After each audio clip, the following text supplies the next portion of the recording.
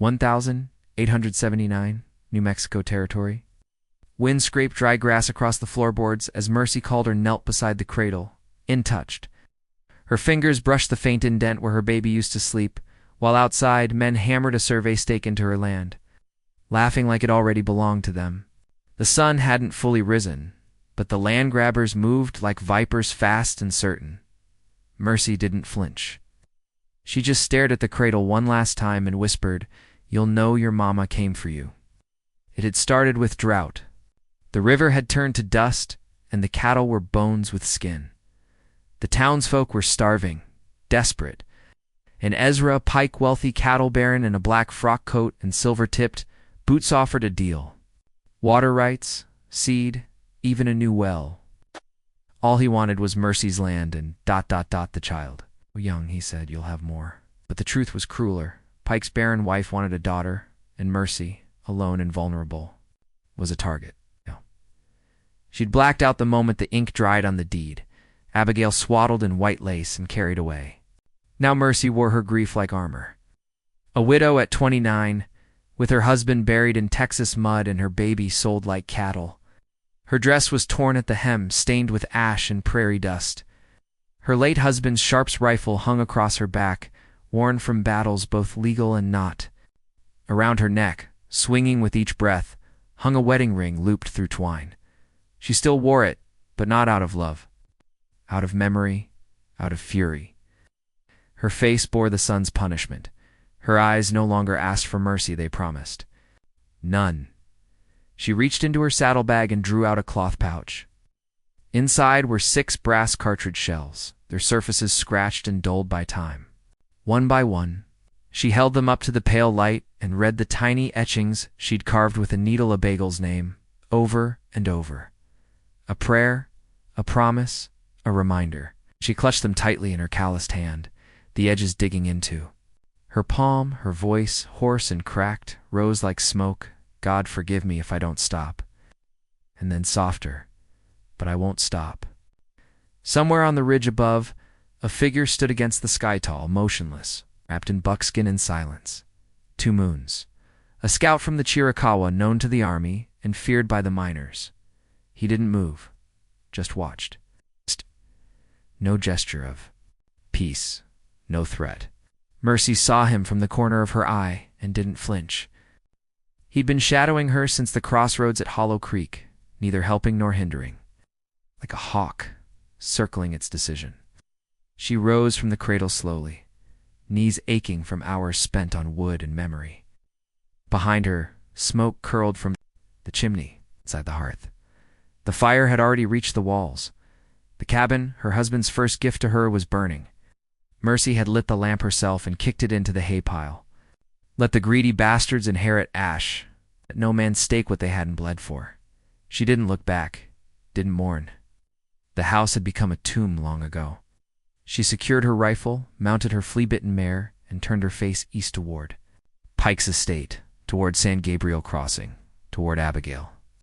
The rising sun painted the sky in streaks of blood and fire, and Mercy rode into it without blinking, her silhouette shrinking behind the smoke of her own destruction.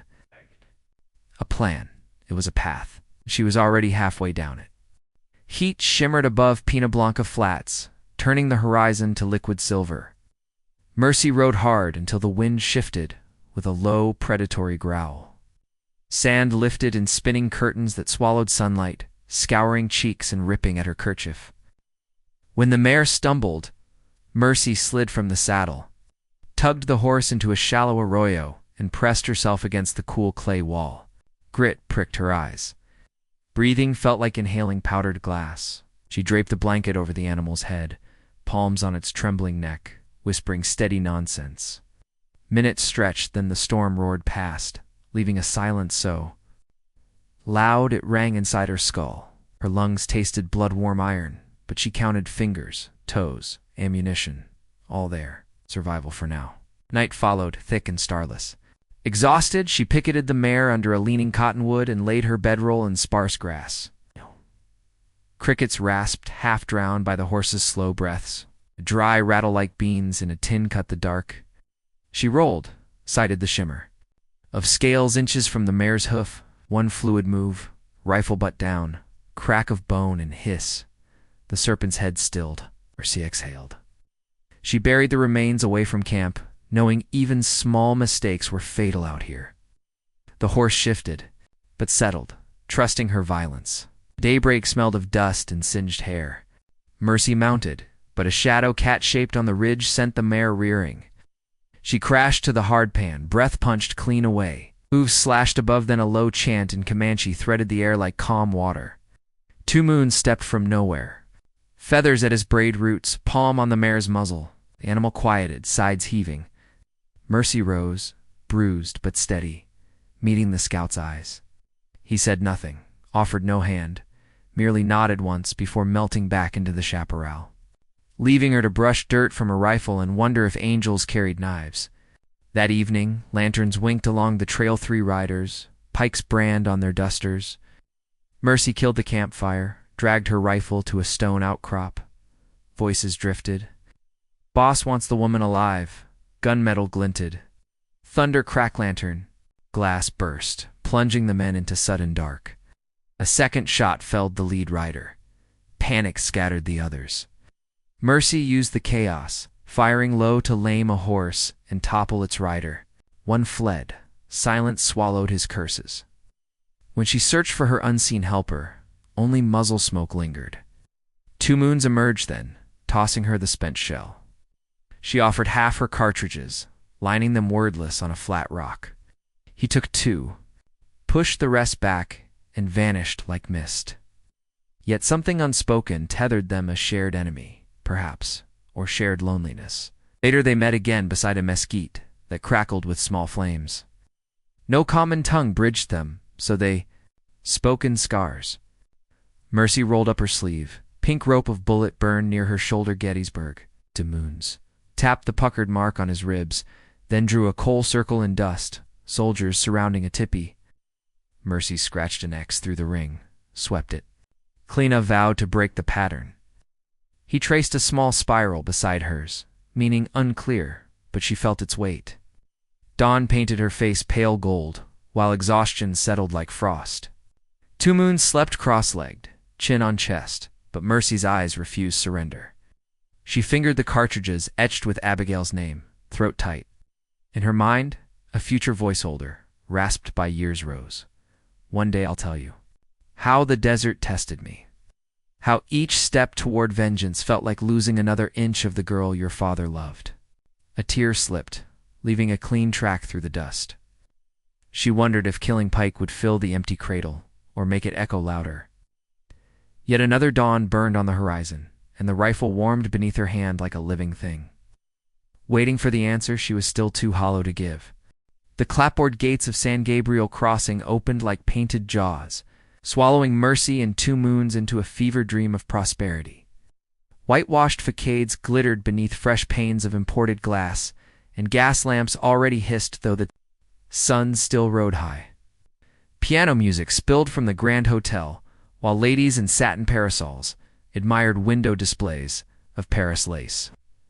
Water sluiced through an iron trough, fed by the very river that had turned Mercy's valley to dust.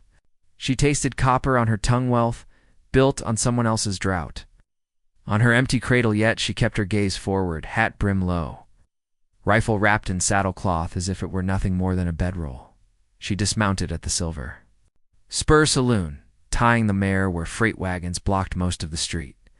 Inside, smoke curled around chandeliers, the scent of lamp oil masking sour whiskey. Pike's men lounged at poker tables, dusters draped over chairbacks, revolvers. Loose in holsters, a private army groaned soft on easy coin. Mercy pushed through, spine straight, playing the part of a weary ranch buyer. She ordered sarsaparilla, kept her hands visible, and listened. A bearded clerk bragged to a gambler about tomorrow's adoption auction up at Pike Mansion. Children. For acreage, one Ballin infant fetched 200 head last month. Laughter roared. Mercy's fingernails bit the bar. The glass quivered. She forced a smile, slid a silver dollar across the counter, and asked where a woman might register to bid. The clerk's eyes drifted down her dress slit, found nothing worth notice. and waved her off toward the courthouse ledger, too busy gloating to mark the fury in her eyes. She turned to leave. Nearly free, when a voice like broken gravel called her name. Amos Brackepick's foreman, bull-necked and heavy with swagger, pushed from his chair, recognition lighting his face. Mercy spun, slipped between tables, out the back door, into a narrow service alley that smelled of beer slops and horse. Urine, footsteps pounded behind. She yanked a boot knife as Brackett emerged, moonlight glinting off his bowie. No words, just metal meeting air, he slashed. She ducked, felt fabric tear across her ribs. She countered, blade punching soft flank. He rammed her against a barrel, staves cracked, short breaths, blood thudding in her ears, or drove the pummel. Into his throat once, twice until he sagged. A last upward cut opened his cheek to the bone. He dropped, choking on his own spit. Mercy staggered away, palm pressed to her side, warm seep spreading through cotton. 2 moons materialized beyond. The stables, catching her arm before she collapsed. Under a freight awning lit by a single lantern, he tore strips from her sleeve, packed the wound with crushed yucca and pine gum. His hands moved with deliberate care, eyes never leaving hers. Mercy's breath shivered, but she managed to whisper, "Half my land, when it's mine again it's yours." She traced a line across her palm, opened it to him. He answered by pressing his own scarred hand over the mark, sealing a pact without language. Night thickened as they skirted Pike, Mansion's north fence. Garbage barrels stood ready for morning collection. A flash of silver caught her lantern light, a small rattle, tarnished but familiar, the twin swans engraved on the handle, Abigail's. She knelt, lungs folding in on themselves. Memory flooded. The rattles chimed beside her rocking chair, the way the baby's fist couldn't fully close around it. Ow. Mercy cradled it like a relic, salt water blurring the moon. 2 moons watched, silent sentinel to grief he couldn't name, till she tucked the rattle inside her coat near her heart, and rose with new steel in her spine. They crouched behind the windmill, mapping darkness. Telegraph wires ran east along. Cedar poles. Snipping them would mute the mansion from the army garrison. Beyond the corrals, hundreds of Pike's longhorns slept under our clamps. A spark there would send hooves thundering, drawing every guard. Mercy whispered the sequence. 2 moons would climb the pole, sever the lines, then set a haystack alight with a single oil rag. Meanwhile, she would slip through the kitchen gardens, enter the bunkhouse nursery by the servants' stair, and carry Abigail out before dawn's first bell. If caught, she would fire a single shot toward the sky. He'd know the plan had failed and fade back to the canyons with the secret of her child. She swore it twice, once in the squeeze of his forearm. He answered with the same spiral he'd drawn in dust, now traced on her bandaged wrist, a path curling inward. Ending in a point of return, Mercy eased away, every heartbeat counting down to fire, hoofbeats, the reckoning she had carried across deserts and sandstorms. Through serpents and silver saloons toward the room where her daughter slept beneath another woman's name. Fire blurred the horizon, the instant 2 moons struck flint 2 oil-soaked hay, that orange tongues raced up the stack, leaping to the canvas awnings. Longhorns bellowed, surged, and splintered the corral rails. Hooves hammered dirt like thunder rolling. Under a black sky, lanterns exploded, wranglers screamed. In the chaos, Mercy streaked across the yard, cloak snapping behind her like a raven's wing. Each pounding hoof felt like a drum counting down the seconds she'd prayed for since the cradle was emptied. A side door gave beneath her shoulder. She and Tumone slipped into a corridor scented with paraffin and boiled linen. Gunfire thudded. Somewhere beyond the foyer guards, firing blindly into stampeding cattle. Here, though, the manor's heart was mute. Their boots whispered along carpet, past gilt portraits of Pike's ancestors glaring down in judgment. Upstairs, double doors stood ajar. Lullabies drifted from an unseen music box, delicate and wrong amid the distant chaos. Mercy's hand tightened on her rifle, but she set it aside before crossing the threshold, unwilling to bring iron where her daughter might be sleeping. The nursery glowed with lamplight softened by lace curtains. 3 cribs lined the wall, painted white and adorned with brass plaques bearing new names. She found Abigail in the middle, cheeks hollow, breath shallow, skin the color of milk left too long in the sun. A house nurse rose from a rocker, eyes wide with terror, AMC pressed. A finger to her own lips? The woman hesitated, then spoke in a tremor. He's sending her to Baltimore in 2 days, says his wife deserves healthier heirs. Mercy's throat constricted. She gathered the frail child, noting the loose nightgown stitched with initials. Not her own. Her name, Mercy rasped, is Abigail Calder, and she's coming home. Outside the nursery, footsteps boomed.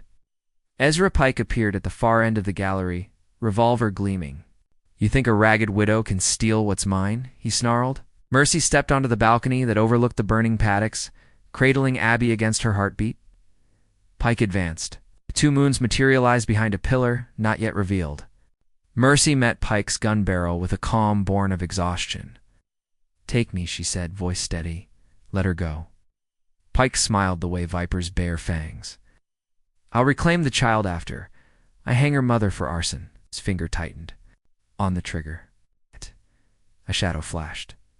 The scout's bullet shattered Pike's lamp, plunging them into sparks and smoke. Pike wheeled. Mercy dove, rolling low, clutching Abby beneath her coat. Gunshots popped like corn in a skillet. Pike, firing at ghosts, 2 moons weaving between marble columns. Mercy slid behind a banister, found her own rifle, chambered a single engraved shell. A stray bullet tore wood beside her ear. Splinters stung her cheek. Pike backed toward the balcony rail, rage and fear dueling in his eyes. Mercy rose into the open, lining her sights, not at his chest, but at the parchment deed tucked in his breast pocket. She breathed once, thought of the cradle, squeezed. The sharps cracked. Paper burst into confetti of flames, a fragment searing Pike's vest. Shock twisted his face, just as Tamun's second shot punched through his shoulder. He dropped the revolver, stumbled, and tipped over the rail into the courtyard's fire-laced shadows. Thunder of cattle swallowed his scream. Sirens of town law bell clangs, shouted orders rose beyond the gates. 2 moons knelt beside Mercy while she rocked. Abigail, feeling the child's thin chest rise against her own, blood from Pike's men painted the mission tile.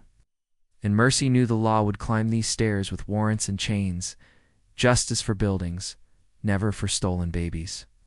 She kissed Abigail's damp forehead, then turned to 2 moons with a plea she could not voice. Minutes later, they slipped into the servant passage and out the rear veranda, where dawn's gray edge cut the night. At the outskirts, an aging midwife named Mrs. Alvarez tended the wounded in her adobe clinic. Mercy pressed Abigail into the woman's arms. "If I keep her," she whispered, "they'll hunt her. Keep her safe until I return." Tears tracked through soot as she placed the silver rattle in the midwife's palm. 2 moons whistled once. Fresh horses emerged from shadow, mounted, waiting. Mercy gave Abigail one last look, hope flickering in the child's fevered eyes, then swung into the saddle. Hooves pounded north, carrying them toward the mesas where no badge dared ride. Wind cut Mercy's cheeks, but something softer lived. In her chest, now a fragile pulse between vengeance and surrender. Abby was alive. That was enough for this mile, maybe the next. Behind them, San Gabriel's glow dimmed with morning, smoke curling like forgotten prayers. A woman's older voice, roughened by years yet unbroken, floats over the final image of 2 riders cresting a crimson ridge. Frontier justice is never clean, only earned. If this tale stirred your heart, hit that like button, share your thoughts down below, and ride with us into the next story by subscribing. The trail's still long and fires still burn. Let's face them together.